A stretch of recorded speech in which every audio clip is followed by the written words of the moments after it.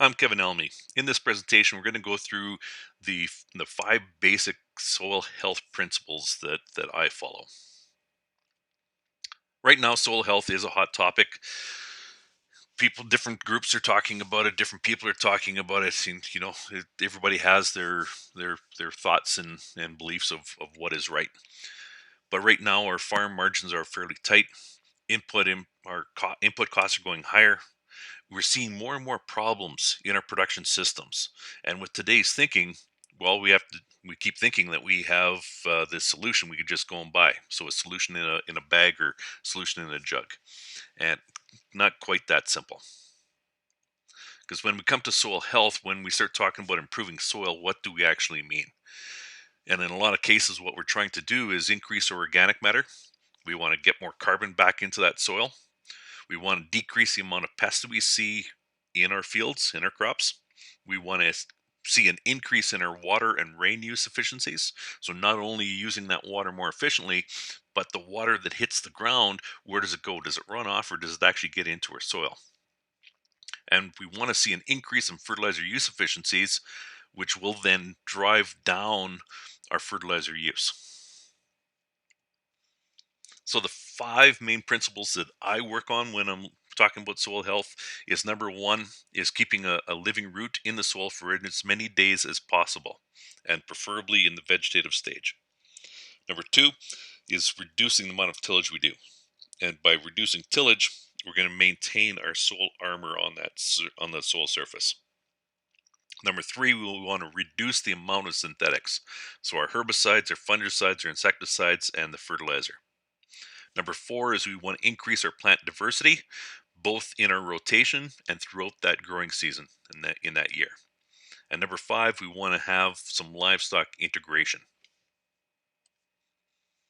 So the first one, the living root throughout the year, to me, this is the most important piece in soil health, because when a plant is in the vegetative stage, it will release up to 80% of the carbon that it sequesters through photosynthesis back into the soil as root exudates.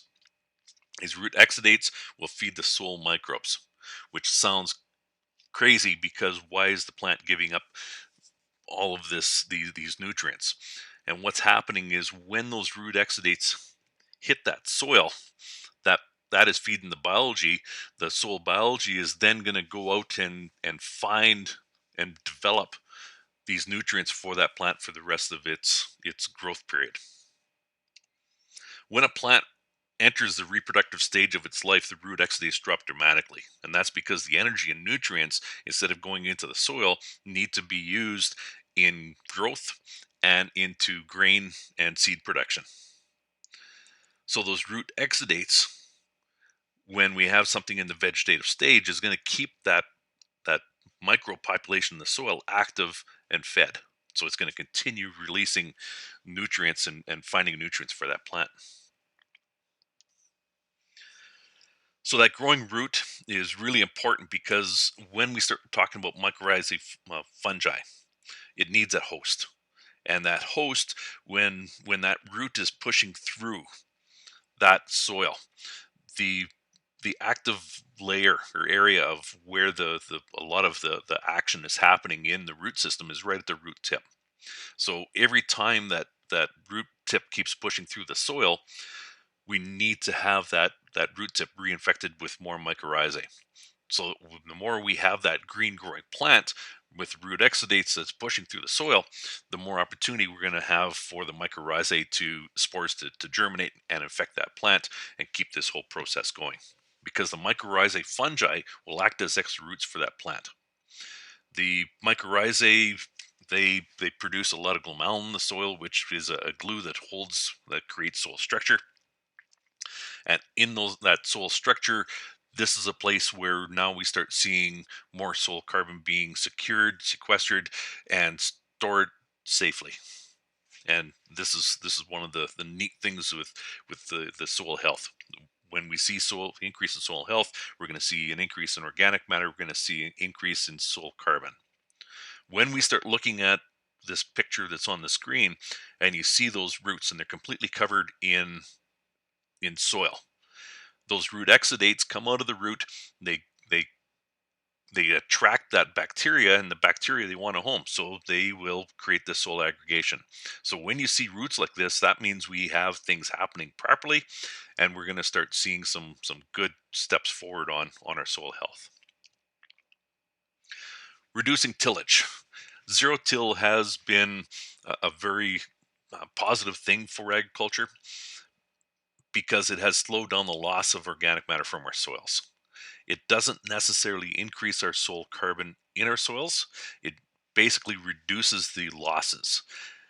In through history, through testing, zero till has shown some increases in organic matter since the days of summer following. But we're going to get to the point where, number one, it's not very fast. Number two, we're going to start hitting some ceilings. When we start talking about tillage aerates that soil. When you're aerating the soil, that's going to promote and stimulate bacteria populations. It's also going to damage your fungal populations. When tillage happens, that will actually start burning off organic matter from the soil. And this is the reason why we saw organic matter levels drop during the years of high tillage.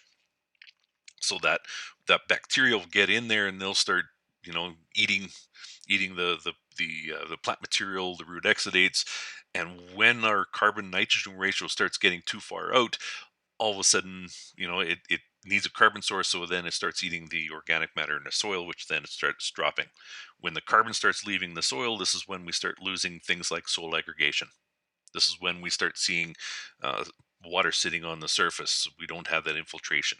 That's when we start seeing these issues.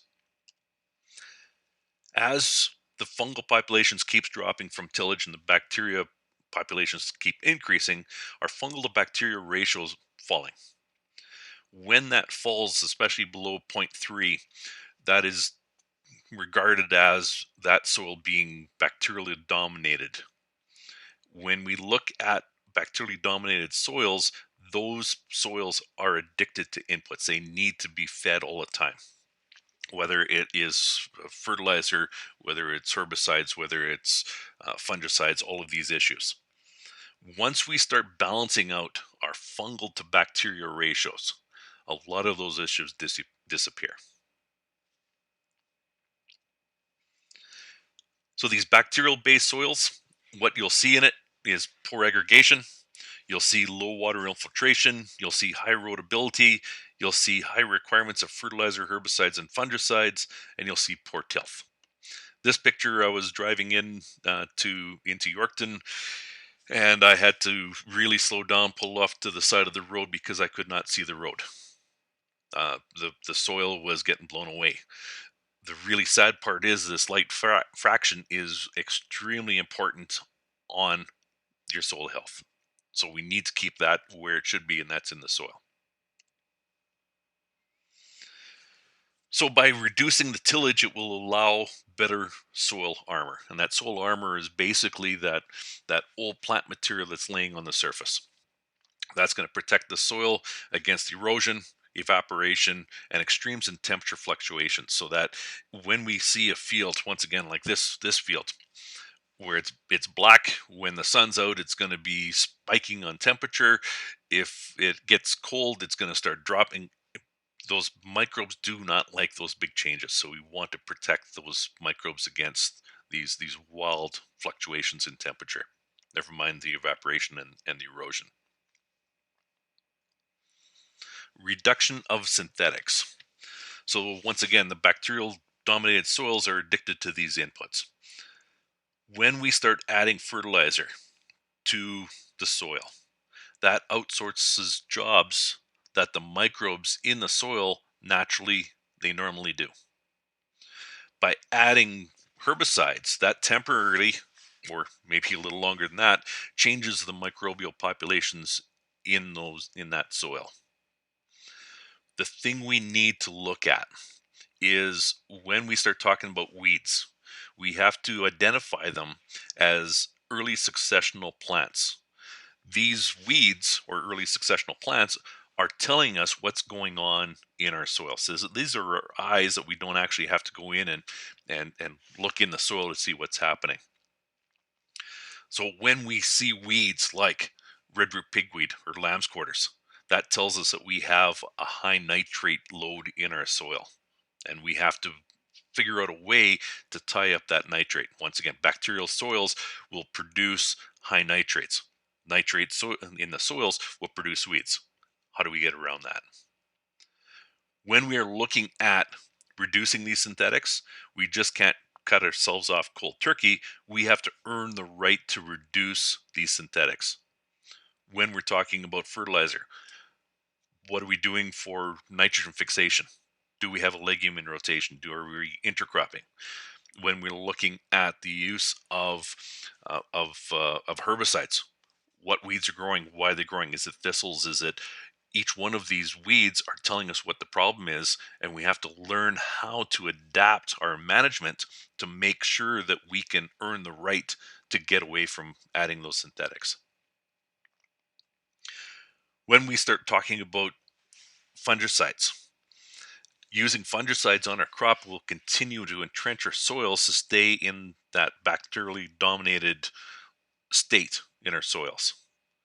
The residues of fungicides, whether it's through the plant residues or the root exudates, will negatively affect our soil fungal populations. So when we have that trash, so we spray fungicide on our crop and we have this crop residue, we put it back into the soil. If there is fungicide in that straw, when it hits the soil, we need a fungi to come in there and break it down, because you're dealing with a lot of lignins, a lot of complex carbon chains in there, and that's where the fungi they shine. If there's a fungicide in it, the fungicide won't allow the fungi to get in there to break it down. So now we have a straw management issue. When we don't have this nutrient, this breakdown of the straw, now we're dealing with nutrient cycling. Now we have, mycorrhizal populations being damaged because of this fungicide getting back into that soil.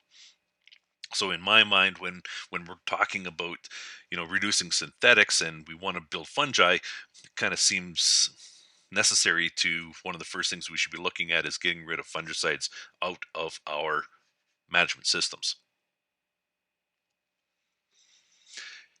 Increasing plant diversity.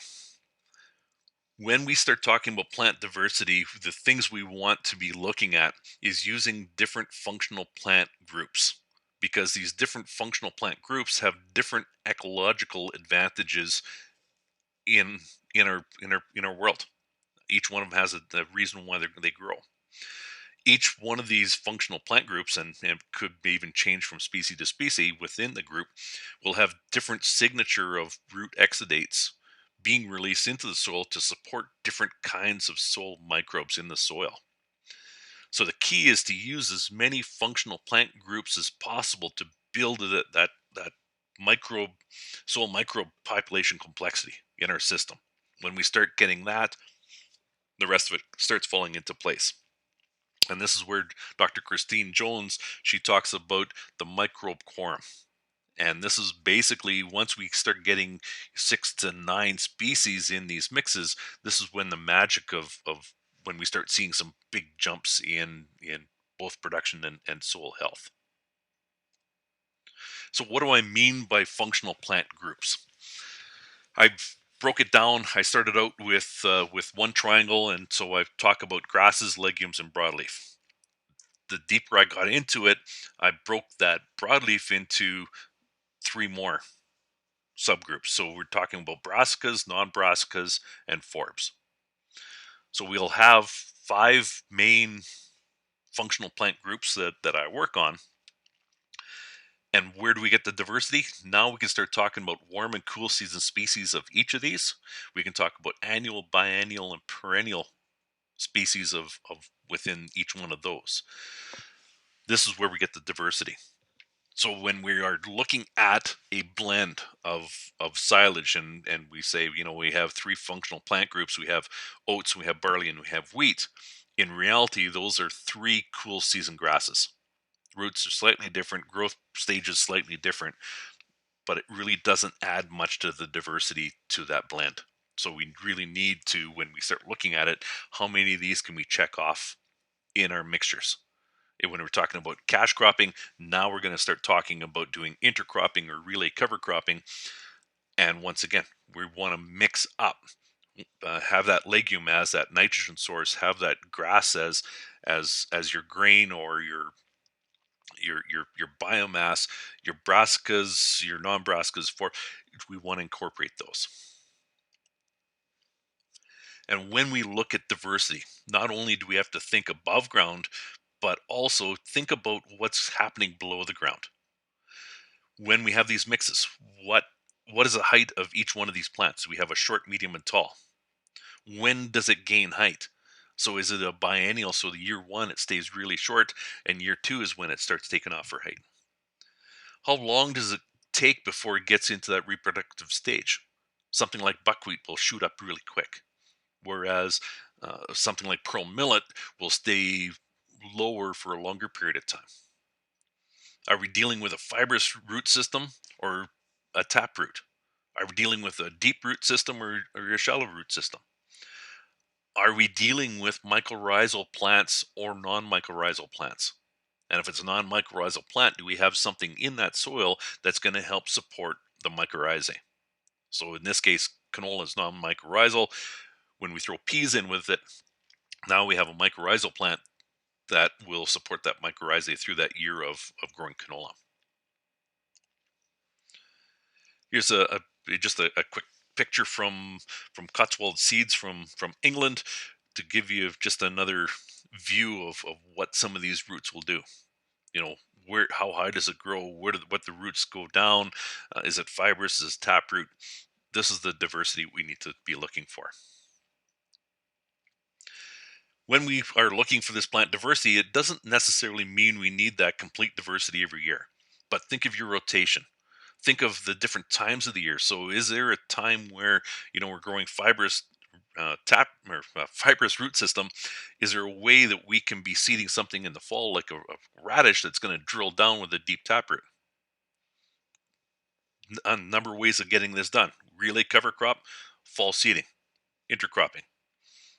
That relay cover cropping is where we'll introduce a a, a next set of plants that are going to grow into a cash crop, that when we take the cash crop off it, that relay cover crop will continue growing into the fall, into freeze up, and maybe into next year if that's what your goals are. Including livestock. Mixed farms across the Canadian prairies have almost disappeared. Today, farms are very specialized producers. They hang their hats on, this is what we pride ourselves on growing.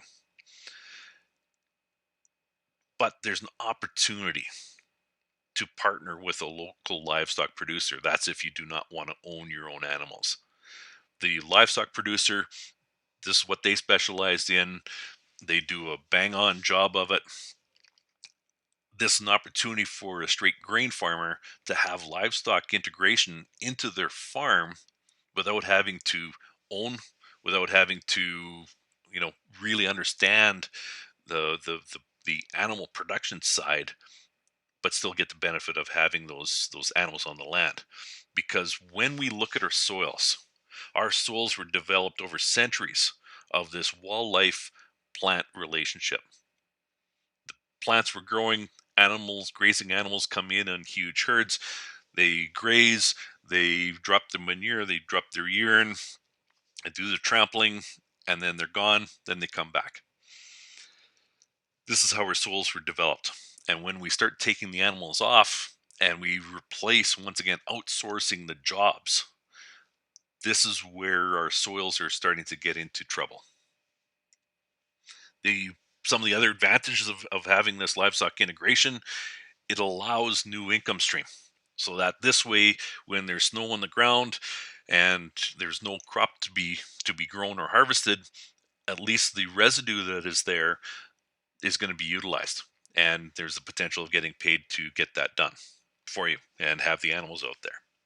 This also helps reduce tillage, so that this way, if there's a bunch of oat straw on the ground, the animals are going to go through, because the ruminants, they'll be able to go in and they'll be able to graze that off, help reduce that residue, so that this way you don't have to go out and either bale, burn, or diss that residue back in.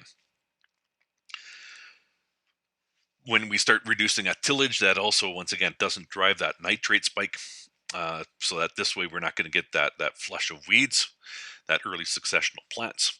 As long as in the spring we have some way of managing that next flush of nitrate release in the spring to create a new weed flush in the spring. So that's a brand new topic to get into.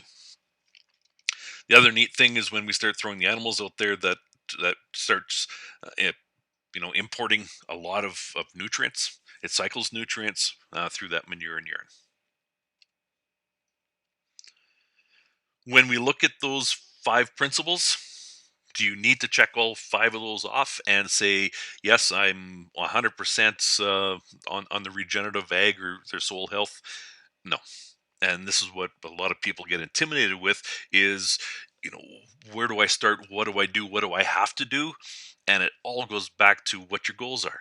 If your goals are to, reduce tillage, okay, well, zero till, buying the right tools for the right job, you're there.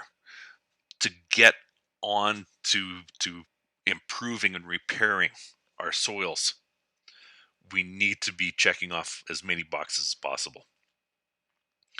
Each farm will develop their own execution plan of what they want to do. You may have, different goals, different assets, different restraints. And once we get into this, the real exciting part of it is if if you enjoy this, is now we can start breaking down the farm. So now we're going to have some places with different topography. So something that's flat versus that's rolly or hilly. We're going to have something that is sandy versus clay. We're going to have something that there's no a water source, so we can't get the livestock on there. But how do we manage this? And this whole game plan. There is no cookie cutter approach to this. We have to go through and develop a system, and you can either call them, failures, or you can call them a learning opportunity. Now it's a mistake if you do it the second time, if you make the same mistake twice, which once again, yes, I make mistakes on our operation, and once again, it's a learning opportunity. Okay. Just because it didn't work the first time, why didn't it work? We need to understand why it didn't work. So, well, it didn't work because this relay cover crop, we broadcasted it after our wheat was established, and we got no rain all summer. Well, that wasn't the problem of the management. It was an external source of air. So we just have to, okay. So how do we adapt? So is it that no rain going to happen again, or are we going to go the other extreme where we get flooding? And so then how do we then adapt to that? So these soil health principles, the things we need to do on the farm is number one, get out there and dig. Find out what's underneath your foot. What are you farming? Are you farming 5 centimeters of topsoil, or are you farming 50 centimeters of topsoil? What does your soil structure look like? What are your plant roots doing? Are your plant roots going down 5 centimeters, hitting a hard pan, and then going sideways? How do we fix it? What do we have to do? Observe your plant growth. What weeds are growing? The weeds growing is one of the things that we really need to understand. That when we see certain weeds, it's telling us that these conditions are in the soil and we have to fix them. Not just keep going out and spraying, because if spraying was effective, then why do we still have wild oats even though we've been spraying wild oat spray for 50 or 60 years? It's a condition in the soil that those weeds are trying to fix, and we are missing the point. The other thing I really like taking a look at is what wildlife do you see in the area? Do you see an increase in sharp-tailed grouse population, deer population, jackrabbits? What are you seeing for wildlife species? How many species do you see? The other one is continue learning. Lots of good videos out there. There's conferences. There's bunch of fabulous books to read, and also talk to other producers. See what they're doing. How are they doing it? And what are they seeing? what, and not just, oh, okay, so you know uh, neighbor is doing this, and he says it's working, so it's going to work for me. Well, maybe he's just a livestock producer, not just, but he's a livestock producer with livestock integration on everything, and your operation doesn't have any livestock, doesn't want to have livestock. How does that transfer from one farm to the other? So, find out what their goals are, what they're doing, how they're doing it. Get a lot. There's really good information out there. So if you have any questions, here's contact information, and hope you enjoyed it.